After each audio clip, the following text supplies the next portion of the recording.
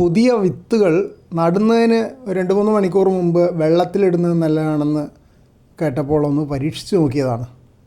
നോക്കുമ്പോൾ എന്താ രസം, കുമ്പളത്തിൻ്റെ വിത്തുകളെല്ലാം വെള്ളത്തിൽ പൊങ്ങിക്കിടക്കുന്നു. പയർ വിത്തുകൾ, ഒരു ബ്രൗൺ നിറമുള്ള പയർ വിത്തുകൾ എല്ലാം വെള്ളത്തിൽ താഴ്ന്നു കിടക്കുന്നു.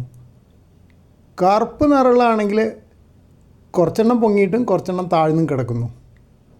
അപ്പോൾ ഇത് തമ്മിൽ എന്തെങ്കിലും വ്യത്യാസമുണ്ടോ എന്ന് ഞാൻ ആലോചിച്ച് പോയി. മുമ്പ് താമരയുടെ വിത്ത് ഓൺലൈനായി വാങ്ങിച്ചപ്പോൾ അവർ പറഞ്ഞിരുന്നു, വെള്ളത്തിലിട്ട് നോക്കിയിട്ട് പൊങ്ങിക്കിടക്കുന്ന വിത്തുണ്ടെങ്കിൽ കളഞ്ഞേക്കുമെന്ന്. പിന്നെ നല്ലോണം ചുരണ്ടി തൊലി കളഞ്ഞിട്ട് വേണം നടാനെന്നൊക്കെ പറഞ്ഞു. പക്ഷെ എന്തൊക്കെയായിട്ടും ഒരു വിത്തും മുളച്ചില്ല. കുറേ എണ്ണം താന്ന് കിടക്കുന്ന എടുത്തിട്ട് തന്നെയാണ് കുഴിച്ചിട്ടത്. പൊങ്ങിക്കിടന്ന താമര വിത്തുകളൊക്കെ ഞാൻ കളഞ്ഞു. പക്ഷെ എന്ത് ചെയ്തിട്ടും താമര വിത്തുകൾ ഒന്നുപോലും മുളച്ചില്ല. ഇത് പക്ഷേ എനിക്ക് അങ്ങനെയല്ല തോന്നുന്നത്. ഇതിപ്പോൾ കുമ്പളത്തിൻ്റെ വിത്തിന് വെയിറ്റ് കുറവ്, ഡെൻസിറ്റി കുറവായതുകൊണ്ടാണ്, സാന്ദ്രത കുറവായതുകൊണ്ടാണ് പൊങ്ങിക്കിടക്കണമെന്ന് ഞാൻ വിചാരിക്കണേ. കണ്ടിട്ട് കേടുള്ള വിത്തൊന്നുമല്ല.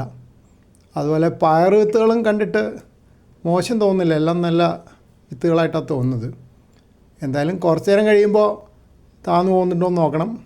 പിന്നെ പ്രധാന തെളിവ് മുളയ്ക്കുന്നുണ്ടോ എന്ന് നോക്കുന്നത് തന്നെയായിരിക്കും. അത് കുറച്ച് ദിവസം കഴിഞ്ഞിട്ട് അറിയാൻ പറ്റുള്ളൂ. അത് ഞാൻ നിരീക്ഷിക്കാമെന്ന് വിചാരിക്കുന്നുണ്ട്.